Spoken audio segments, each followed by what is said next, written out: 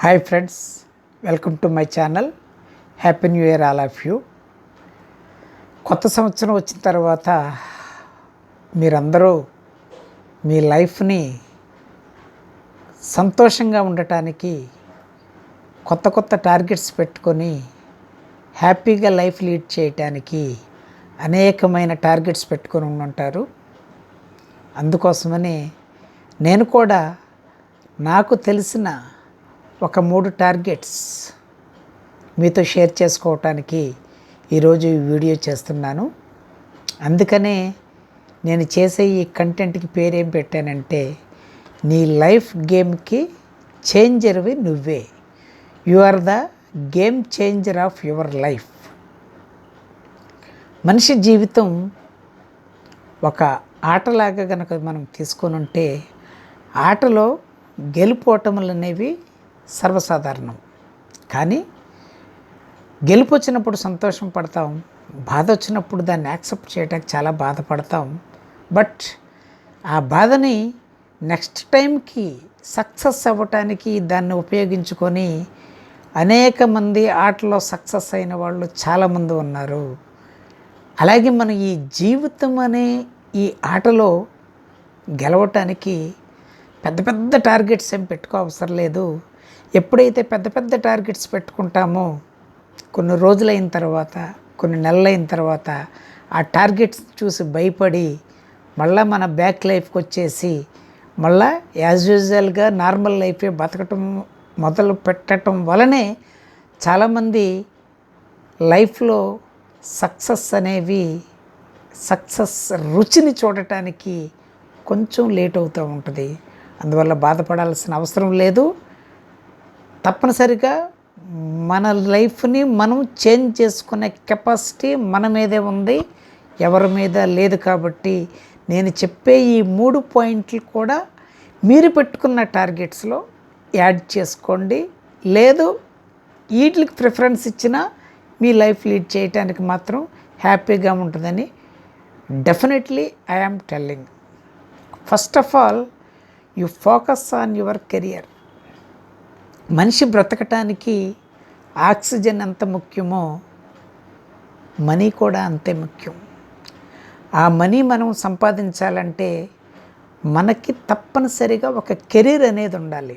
అది జాబ్ అవ్వచ్చు, బిజినెస్ అవ్వచ్చు, ఆర్ట్స్ అవ్వచ్చు, స్పోర్ట్స్ అవ్వచ్చు, కల్చర్, సినిమాలు, డ్యాన్సులు, ఏదైనా సరే ప్రతి మనిషిలో ఒక స్కిల్ అనేది తప్పనిసరిగా ఉంటుంది.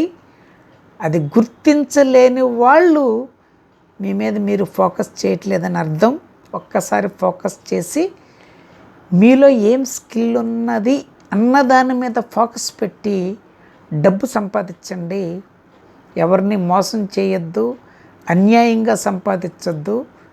నీ కెరియర్ మీద నీ తెలివితేటలు ఉపయోగించి నువ్వు డబ్బు సంపాదించుకుంటే ఈ జీవితంలో అతి ముఖ్యమైనది, మనల్ని నడిపించేది, ఒక రకంగా ఈ ప్రపంచాన్ని నడిపించేది కూడా డబ్బే. కానీ చాలామంది డబ్బు సంపాదించే వయసులో టైం పాస్ చేసుకుంటూ, ఎక్కువ ఖాళీగా ఉంటూ, సెల్ ఫోన్ మీద ఎక్కువ ఆధారపడి టైం పాస్ చేస్తూ ఉంటారు. ఈసారి దానికి కొంచెం బ్రేకప్ చెప్పండి. ఎందుకనంటే మనిషి ఎప్పుడు ఖాళీగా ఉన్నా కొంతకాలం అయ్యేటప్పటికి అది అలవాటు అయిపోయి మనకి బద్ధకం, వాయిదా వేయటం అనే 2 బుద్ధులు అలవాటు అవుతాయి. అవి మనిషిని నాశనం చేయటానికి ఆ 2 ఉంటే చాలు. సంపాదించే వయసులో మనం సంపాదించకుండా టైంపాస్ చేస్తే గనక ఆ బద్ధకం, వాయిదా మన జీవితానికి అలవాటు అయిపోయి ఏ పని చేద్దామనుకున్నా సరే వాయిదా వేయటం అనేది అలవాటు అయితే గనక జీవితంలో సక్సెస్ అనేది రావటం చాలా కష్టం. ఒకవేళ వచ్చినా ఆ బద్ధకం, ఆ వాయిదా వేయటం అనేది మళ్ళా నిన్ను పాత జీవితానికి తీసుకెళ్ళిపోద్ది. కాబట్టి ఖాళీగా మాత్రం ఎట్టి పరిస్థితిలో ఉండకండి. ఖాళీగా ఉండటం అంటే మన టయాన్ని మనం కిల్ చేసుకుంటమే. ఏదో ఒకటి కొత్తది నేర్చుకోండి. సెల్ ఫోన్ వాడొద్దు అని నేను చెప్పట్లేదు, బట్ దాన్నే ఆధారం చేసుకొని టైంపాస్ చేస్తూ కనుక ఉంటే మనం ఏమీ నేర్చుకోలేం. ఎప్పుడు ఎదుట వాళ్ళు చేసిన దాన్ని చూడటానికే అలవాటు పడతాం. కాబట్టి కెరియర్ మీద ఫోకస్ చేయండి, డబ్బు సంపాదించడానికి ఫోకస్ చేయండి. ఫస్ట్ మనకి మెట్టు, మన జీవితానికి సక్సెస్ అవ్వటానికి తొలిమెట్టు ఏంటంటే career. Second step, focus on your health. డబ్బున్న తర్వాత మనిషికి ఆరోగ్యం లేకపోతే నిరుపయోగం. ఆరోగ్యం అంటే మానసిక ఆరోగ్యం, శారీరక ఆరోగ్యం రెండూ మనకి ముఖ్యమే. మానసిక ఆరోగ్యం బాగుంటే శారీరక ఆరోగ్యం బాగుంటుంది, శారీరక ఆరోగ్యం బాగుంటే మానసిక ఆరోగ్యం బాగుంటుంది. కాబట్టి ఫోకస్ ఆన్ యువర్ ఫిట్నెస్. ఒక్క హాఫ్ అన్ అవర్, రోజుకు ఒక అరగంట మీ ఎక్సర్సైజ్కి కానీ, పెద్ద పెద్ద ఎక్సర్సైజులు చేయకపోయినా పర్వాలేదు, వాకింగ్ చేయండి. మనసు రిలాక్స్గా ఉంటాకి మౌనంగా ఉండండి, ధ్యానం చేయండి. మీకు ఇష్టమైతే మీరు ఏ పద్ధతిలో ఎక్సర్సైజులు చేస్తున్నారో అవి కంటిన్యూ చేయండి. అట్ ద సేమ్ టైం మీకున్న బ్యాడ్ హ్యాబిట్స్ని తగ్గించుకోండి. ఒకేసారి మానమని నేను చెప్పట్లేదు. ఒకేసారి కనుక మీకున్న బ్యాడ్ హ్యాబిట్స్ మానారంటే కనుక 2-3 నెలలు బలవంతాన్ని ఆపుకొని ఉంటారు. తర్వాత రెట్టించిన ఉత్సాహంతో డబుల్ బ్యాడ్ హ్యాబిట్స్కి అలవాటు పడిపోతారు. ఏదైనా మన హెల్త్ని హాని చేయనంత వరకు ఏ హ్యాబిట్ ఉన్నా ఓకే, పర్వాలేదు. కానీ అతి ప్రమాదకరమైన హ్యాబిట్స్ కనుక ఉంటే కనుక తక్షణం వదిలిపెట్టేయండి.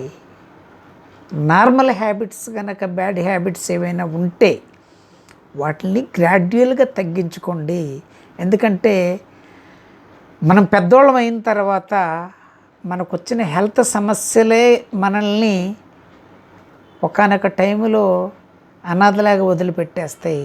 ఎందుకంటే నిన్ను చూసేవాళ్ళు ఉండొచ్చు, ఉండకపోవచ్చు.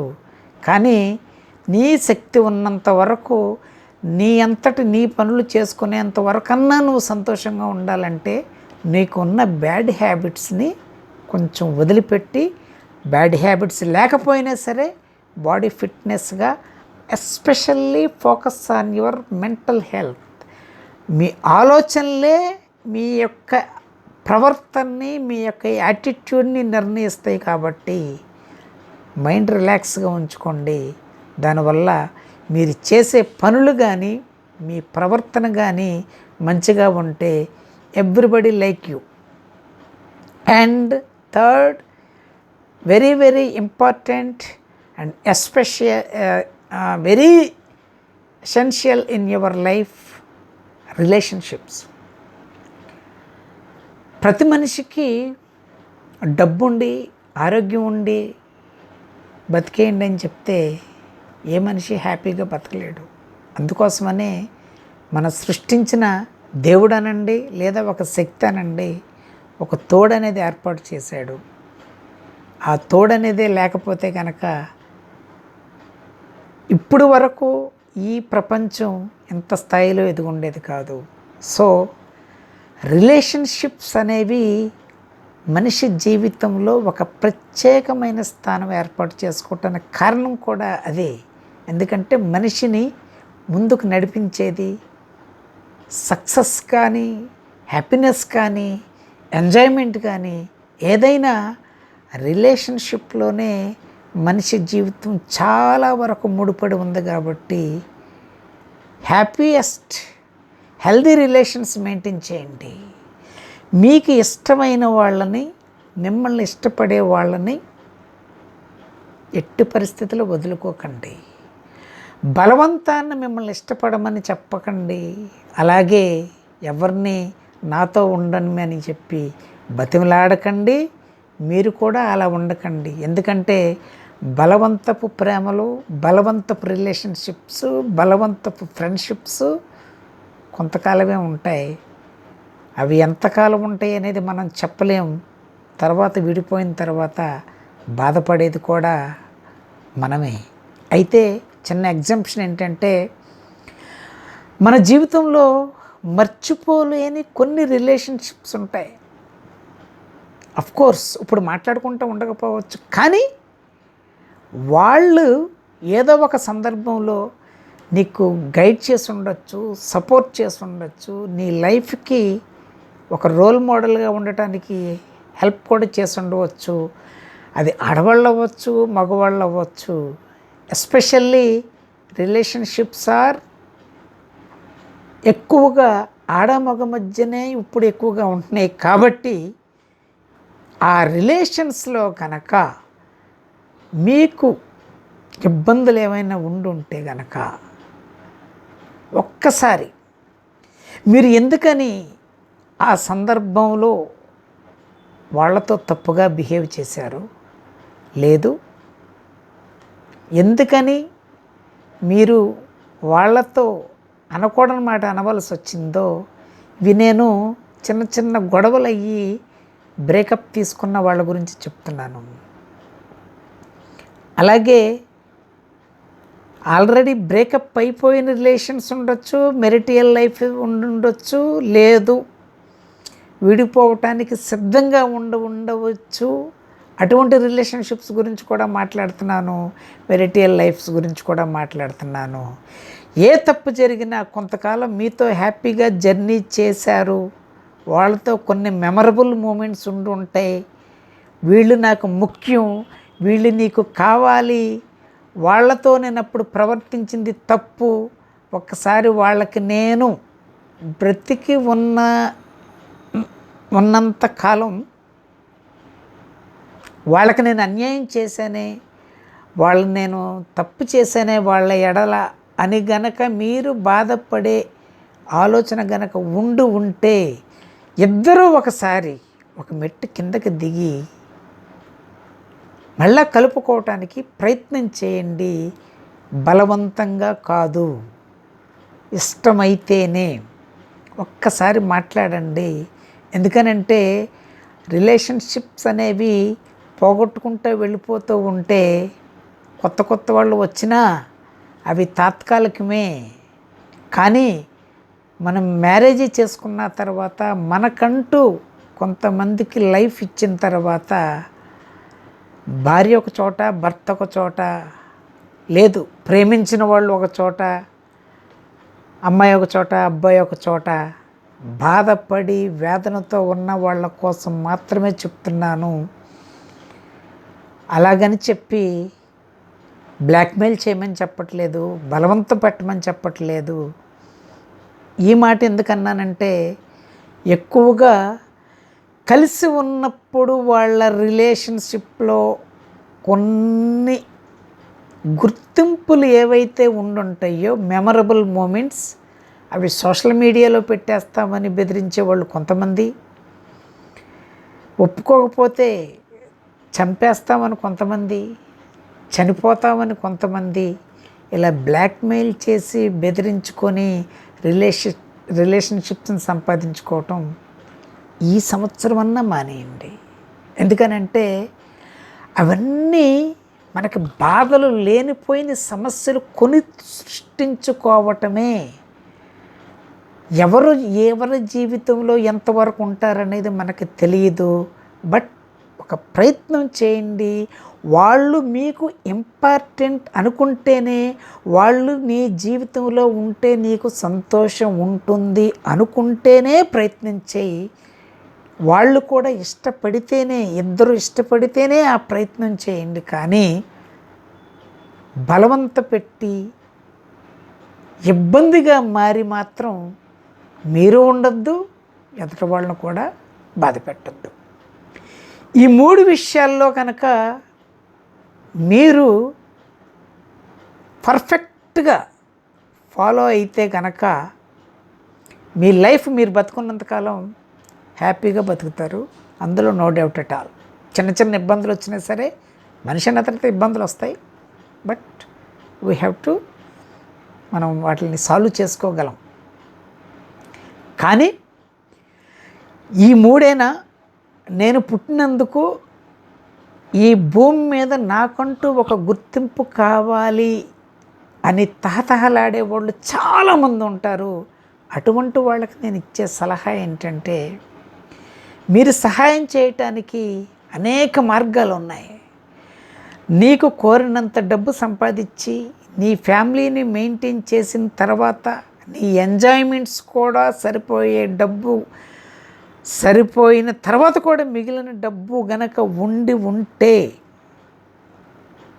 నేను ఎన్నుకున్న ఒక మార్గం మీకు చెప్తున్నాను. బట్ మీరు ఇది ఫాలో అవ్వమని కాదు, మీరు ఏ రూపంలోనైనా సహాయం చేయొచ్చు, ఏది చేసినా మంచిదే. నేను ఎన్నుకున్న ఒక చారిటీ ఏంటంటే, తల్లిదండ్రులు లేని అనాథ పిల్లలు అనేక మంది ఉన్నారు. వాళ్ళని పోషించడానికి కొన్ని స్వచ్ఛంద సంస్థలు ఉన్నాయి. గవర్నమెంట్ కూడా వాళ్ళు చేసిన సహాయం వాళ్ళు చేస్తున్నారు. ఎందుకని నేను ఈ టార్గెట్ పెట్టుకున్నానంటే, ఆ పసిపిల్లలకు తెలియదు వాళ్ళ తల్లిదండ్రులు చేసిన తప్పు మీన్స్ మ్యారేజ్ అవ్వకముందే అఫైర్స్ పెట్టుకొని అవి ఇంట్లో తెలిసిపోతాయేమోనని చెప్పి ప్రెగ్నెన్సీ వచ్చిన తర్వాత ఆ పిల్లల్ని రోడ్డు మీద పడేస్తున్నారు, చెత్తకొప్పలో పడేస్తున్నారు. వాళ్ళని చేరతీసి వాళ్ళకి భోజనం పెట్టి బట్టలు కొని విద్యాబుద్ధులు నేర్పించే స్వచ్ఛంద సంస్థలు అనేకమైనవి ఉన్నాయి.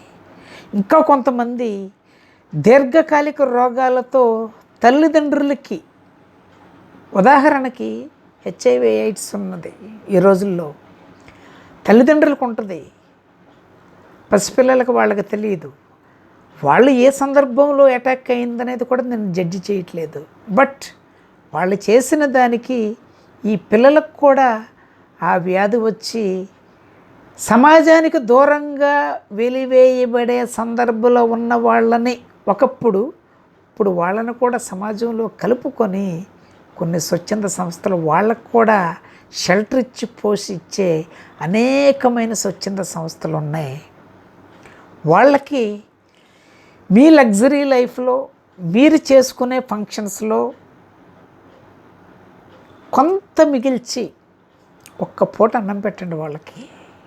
లేదు వాళ్ళకి అవసరమైంది, చలికాలంలో మనకి కోట్లు, స్వెటర్స్ అనేకమైన ఉన్నా వాళ్ళు కొత్తది కనపడినమ్మటే వేసుకుంటాం.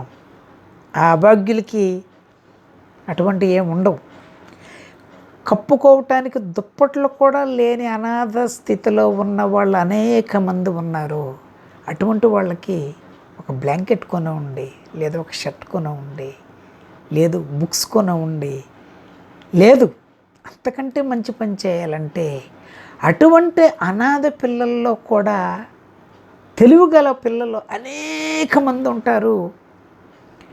వాళ్ళని లైఫ్ లిఫ్ట్ అవటానికి, వాళ్ళ చదువుకి మీరు దత్తత తీసుకోండి. మొత్తం తీసుకోమని నేను చెప్పట్లా, మీకు చేయగలిగినంత వాళ్ళను కూడా. ఎప్పుడు అనాథలుగా ఉన్నవాళ్ళు చనిపోయే వరకు అనాథలుగానే బతకాల, వాళ్ళకంటూ ఒక లైఫ్ ఉండకూడదా? అంటే మనలాంటి వాళ్ళు, తెలివిగల వాళ్ళే చెయ్యాలని లేదు, ఎవరైనా చేయొచ్చు. కరుణ, జాలి, మన తోటి మనిషి అన్న ఒక గుణం మాత్రం మనకుంటే, ఎస్పెషల్లీ నీ అవసరాలు తీరిన తర్వాత, నీ యొక్క ఖర్చులన్నీ తీరిన తర్వాత. బట్ రిమెంబర్, మనీ రూపేణా ఎవరికి డొనేషన్ చేయొద్దు, వస్తు రూపేణా.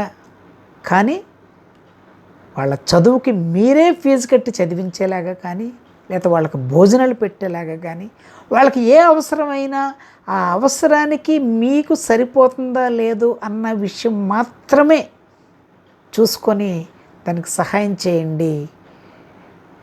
ఆ పసిపిల్లల్లో మీరు చేసిన ఆ యొక్క చారిటీ చేసినప్పుడు వాళ్ళ మొహంలో కనపడే సంతోషం చూసి పడే తృప్తి ఉంటుంది చూసారా, జీవితంలో మర్చిపోలేం.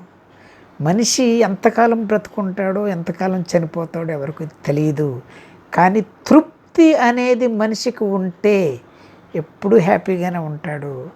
అటువంటి వాళ్ళకి చేసినప్పుడు ఏర్పడే ఆ పసిపిల్లల కళ్ళల్లో కనపడే సంతోషం మన మనస్సుని తృప్తిపరిస్తే, మనల్ని పుట్టించిన దేవుడు కానీ, లేదు ఏదైనా ఒక శక్తి ఉంది అంటారు మనల్ని పుట్టించడానికి, ఆ శక్తి కానీ ఏదో ఒక రకంలో మనకి తోడ్పడతాడు, మనకి ఆ దేవుడు దీవెనలు ఇస్తాడు అన్న మాటలు చెప్పను, కానీ మన అంతరాత్మ హ్యాపీగా ఫీల్ అవుద్ది, చాలా తృప్తి పడతాం.